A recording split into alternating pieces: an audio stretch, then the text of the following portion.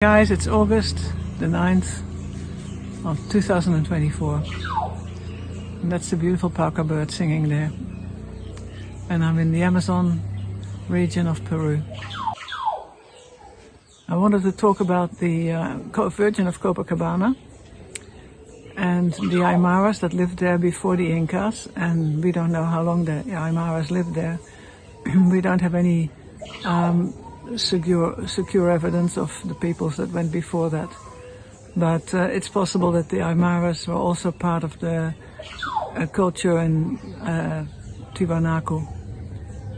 Anyway, they were very strongly on the Pachamama, that was their goddess, and they brought offerings to her, and she was very much about fertility and fertility rituals.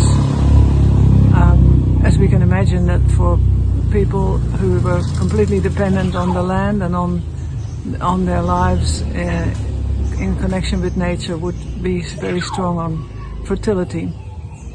The Incas came and conquered the Aymaras, or lived with them. Or the Aymaras are a very interesting group. They basically sort of very stoic, and they live by themselves. They do their thing anyway, and they're not so easily distracted from that.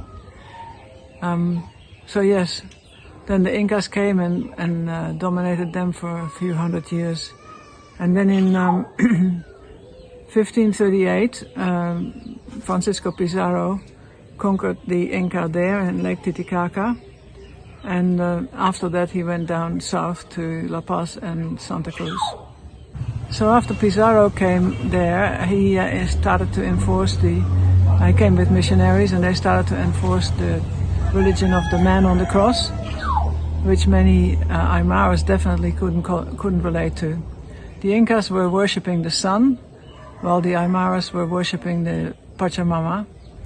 And when they suddenly were asked to go and worship a man on the cross who was bleeding and dying on the cross, they couldn't relate to it at all, and their fertility went down and their energy went down. So it became a problem. And about 40 years later, after the conquering, a young man called Francisco Tito Yupanqui, also called Tupac Yupanqui, he was considering the plight of the Aymaras and the plight of the situation at Lake Titicaca, which had been a center of worship for the Pachamama for a long time. And he prayed for that, and then he got a dream in which the Virgin Mary came to him and said, you can make a sculpture of the Virgin Mary with a baby as a sort of mother of Pachamama, and she has a basket of goodness and fruits and vegetables and plants with her, as well as the baby. So that became something he worked to make a statue, and he had a lot of trouble getting the bishops to accept it and to allow that to become a center for the Virgin of Copacabana. They made her into a virgin then, and so the Virgin of Copacabana is actually put over the top of the Pachamama worship. So in August of every year, people come there to do their prayers to the Pachamama. They still do that. But they also have a beautiful church for the Virgin of Copacabana, where I went several times, and we had a special experience there as well. So now I want to read a little bit of the book that I wrote about my time there. It's called On the Wings of Your Love, and I took a lot of notes at the time. In August, it was a special time for Feast of the Pachamama, and it is celebrated in Copacabana especially. So that Saturday, the 5th of August, we gathered at the Gloria Hotel of Copacabana with quite a group. Ramon was going to take the minibus to the beach closest to the Moon Island, and we were taking a chartered boat from there to the island. In Copacabana, the Feast of the Virgin had already been going on for about 6 days, and many people had come by bus from Peru as well as from Bolivia. So these were the Aymaras who are living in Peru, in Bolivia, and in Chile, also in the north of Chile. Near the town, buses and private vehicles were jam-packed around the shore of Lake Titicaca, and large groups of people were camping there and drinking and dancing and making music. There were a lot of Aymaras especially, because this may have been officially the Feast of the Virgin, but most people were celebrating the Pachamama in their own ancient ways. This became more obvious when we visited the little stalls with offerings that now had sprouted at every handy corner, and Ramon took me with him to get a table at one of these places. Get a table? Mesa? What kind of table? What strange things were we getting into this time? We had a careful, this is 2006, so my first time in Bolivia, our first time in South America. We had a careful look through the wares. I noticed dried llama fetuses and poor dried armadillos and all sorts of strange little sayings on colored paper and play money and dried frogs with gold paint on them, etc., etc. I kept staring at the armadillo corpses. This was my first encounter with these creatures, and it saddened me to think that so many had had to die for these souls. But we were not getting a table at all. We were getting things in little bags, which would make up an offering on a square piece of paper or cloth. Ramon was buying colored things that looked like lollies but weren't. He also bought many little tablets with symbols on them, looking like they were made of wax.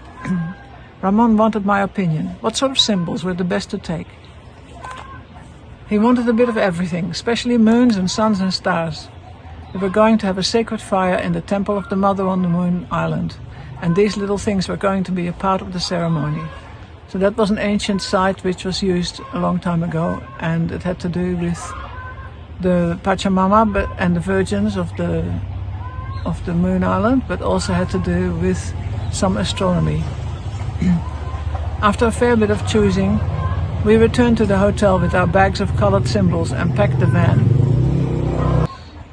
Dried food for the offering and also for the people for dinner and breakfast was loaded up.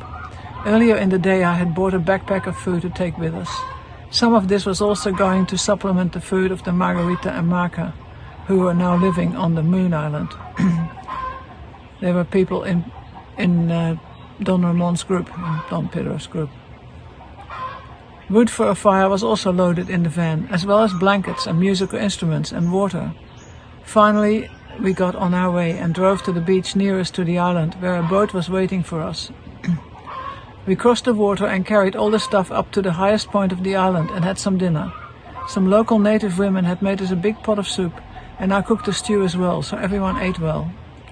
After dinner it had become quite dark and it was time to go to the temple to do the ceremony.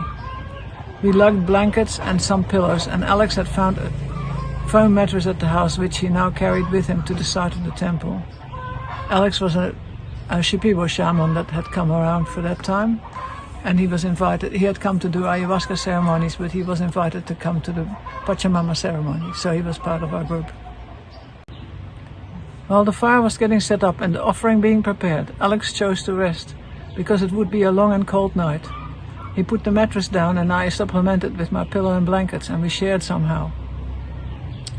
I rested next to him for a while and sensed his energy. It felt very strange to me, different from what I had experienced from people so far. It was as if he was in a different world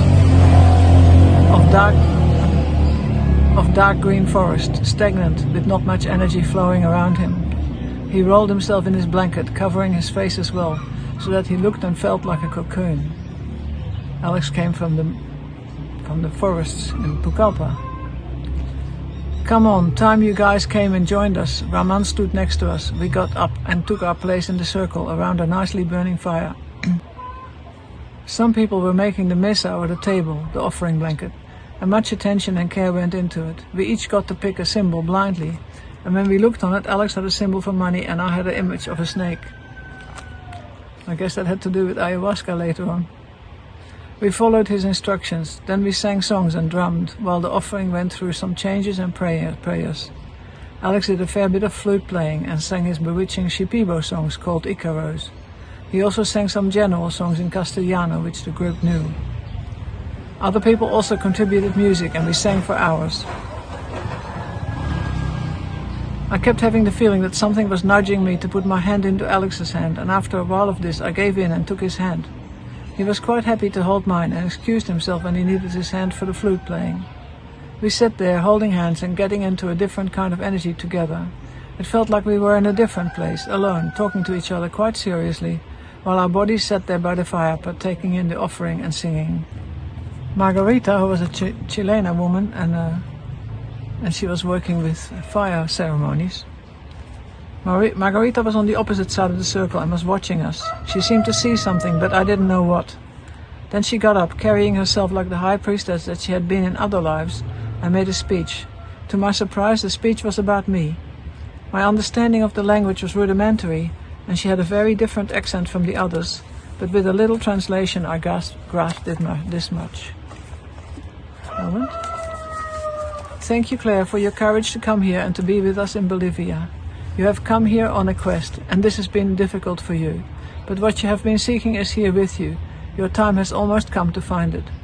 She said more, but I did not understand it. Next to me, Alex straightened up and paid attention to her. He gave me a deep, thoughtful look in response to something she said. Then his hand closed tighter around mine. After that, she sang a song about being free like an eagle and soar, I believe.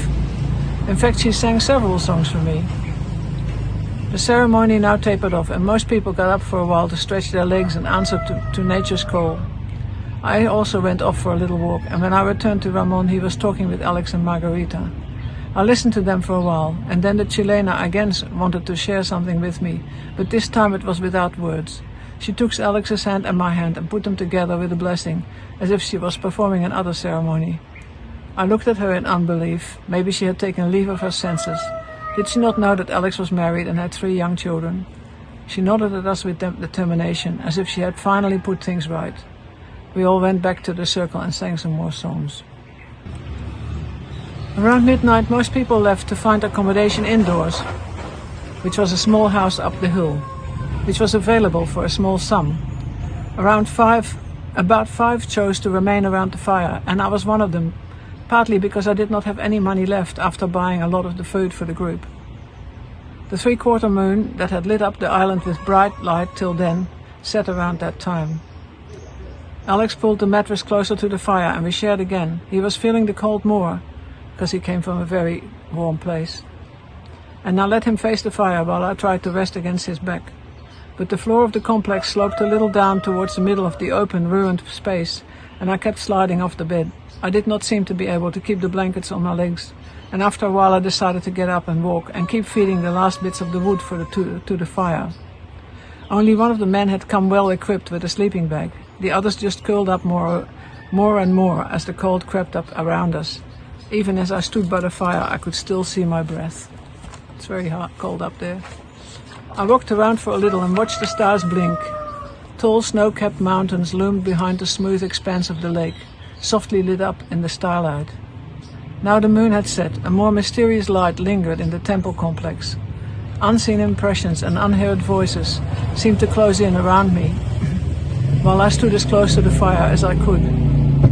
Finally, the sky started to lighten a little in the east. The bright morning star rose behind the snow-covered mountains on the horizon. Just before the sun rose, the whole temple complex took on a strange cinnamon hue and seemed to be lit from within with a faint golden light. I walked around the silent inner open court space, taking in a special moment. Something inside me was changing or being changed. I felt eternal and forever alone on my travels throughout time and space, and yet always one with and connected to all of nature and the stars above me. I felt that I was an integral part of the whole, of all this beauty, and in this way I was always supported by life itself. It was like the Earth Mother was telling me that a change was coming, but not to despair if there were difficulties. She was around me, helping me. Then I stood by the last glowing embers of the fire and felt a freedom inside me that I had not felt before. Slowly the sun came up and threw its golden warming rays over the ruins, but the part where we were camping was still in shadow. I returned to Alex and the mattress. This time he was in a different space and embraced me with passion. He seemed to be on fire and wanted to melt into me. "I will be with you forever," he whispered in my ear. I told him that I did not want sex, and he calmed down and embraced me more gently. Together we dozed a little more until the first tourists came up the hill to visit the temple. The 5 of us sat up, scratching ourselves like vagabonds, and collected our scattered belongings. We drank our last drops of water. The 4 men shared cigarettes and chewed coca leaves. And around 11 a.m. we rolled up the last blankets and started struggling up the rough stepped hillside to the house on top of the island, carrying our things.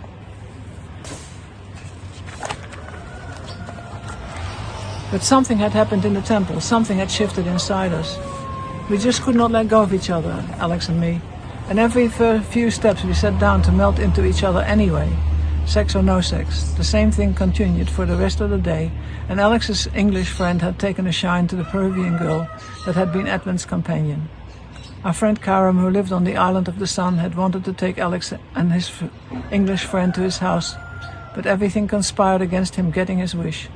Even though Alex told him, "Yes, I want to go to your house," the timing was not right, because at that moment Alex really wanted to be with me and the gods were voting for us.